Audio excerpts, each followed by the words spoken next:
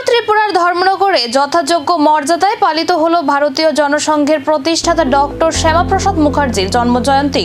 আলোচনা সভা, শ্রদ্ধার্ঘ্য নিবেদন এবং সাংস্কৃতিক অনুষ্ঠানের মধ্য দিয়ে স্মরণ করা হলো তার জীবন আদর্শ ও দেশের প্রতি অবদান। তথ্য ও সংস্কৃতি দপ্তর, বিদ্যালয় শিক্ষা দপ্তর এবং ধর্মনগর পুর পরিষদের যৌথ উদ্যোগে আয়োজিত অনুষ্ঠানে উপস্থিত ছিলেন বিধায়ক জহর চক্রবর্তী, রিপন চাকমা, যাদবলাল দেবনাথ, মিতালি দাস সেন, দীপাল দাস সহ অন্যান্য বিশিষ্ট ব্যক্তিবর্গ।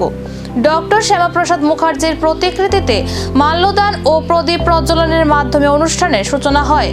আলোচনা পর্বে বক্তারা তারা জীবন আদর্শ, শিক্ষাক্ষেত্রে অবদান ও দেশপ্রেমের চেতনা তুলে ধরে যুব সমাজকে আরও আদর্শ অনুসরণের আহ্বান জানান। পরে দেশাত্মবোধক গান আবৃত্তি ও নৃত্য পরিবেশনের মধ্য দিয়ে অনুষ্ঠানটি উৎসবমুখর পরিবেশে সম্পন্ন হয়।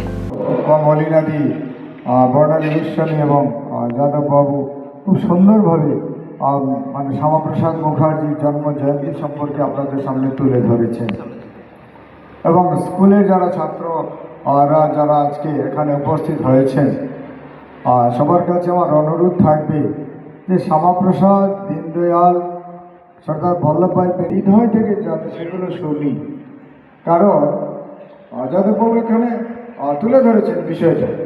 আসলে আমাদের ভারতবর্ষ স্বাধীন হয়েছে কত 1947 সালের 15ই আগস্ট, কিন্তু আমাদের ভারতবর্ষে আমাদেরকে যে ইতিহাস আমাদের সামনে নিয়ে আসা হয়েছে, এটা কিন্তু ভারতবর্ষের সত্যিকারের যে ইতিহাস নয়।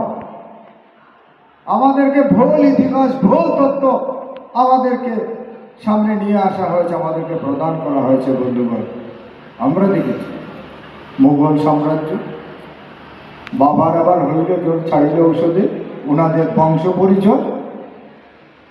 কিন্তু ভারতবর্ষে শিবাজির বংশ পরিচয়, শিবাজি নিয়ে কোনো আলোচনা ইতিহাসে ছিল নেই। শ্রদ্ধা আর স্মৃতির মধ্যেই শেষ হলো অনুষ্ঠান। এবার নতুন প্রজন্ম কতটা ধারণ করবে তার আদর্শ, এখন সেদিকেই নজর।